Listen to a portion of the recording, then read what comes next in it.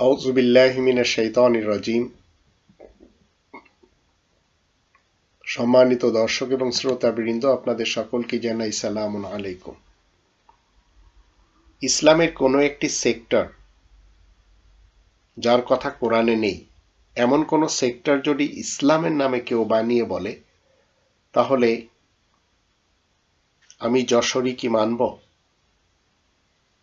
কোরআনের 29 নম্বর সূরা আল আনকাবুতের 51 নম্বর আয়াতে বলা হচ্ছে, আওয়ালাম ইয়াকফিহিম আন্না আনজালনা আলাইকাল কিতাবা ইউতলা আলাইহিম ইন্না ফি যালিকা লারাহমাতাও ওয়া যিকরা লিকওমিন ইউমিনুন।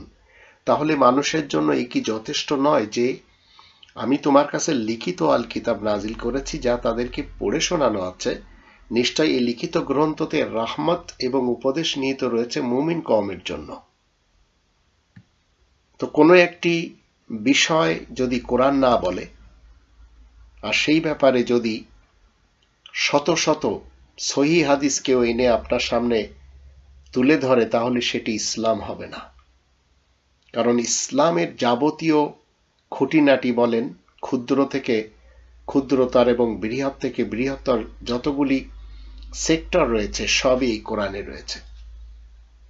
যেমন ধরুন, ইমাম মেহেদির আগমন কোরআনে নেই, এ ব্যাপারে শত শত হাদিস আনলেও সেটি মিথ্যা।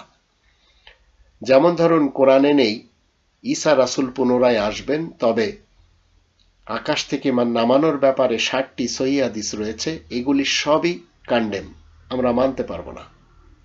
এইভাবে দজ্জালের আগমনের কথা কোরআনে নেই, শত শত হাদিস থাকলেও আমরা সেগুলি ইসলামের একটি সেক্টর হিসেবে জায়গা দিতে পারবো না।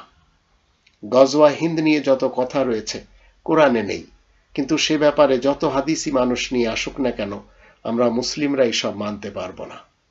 কারণ আকীদাগতভাবে মতবাদের ব্যাপারে সবকিছু আপনাকে মেনে চলতে হবে কোরআন থেকে।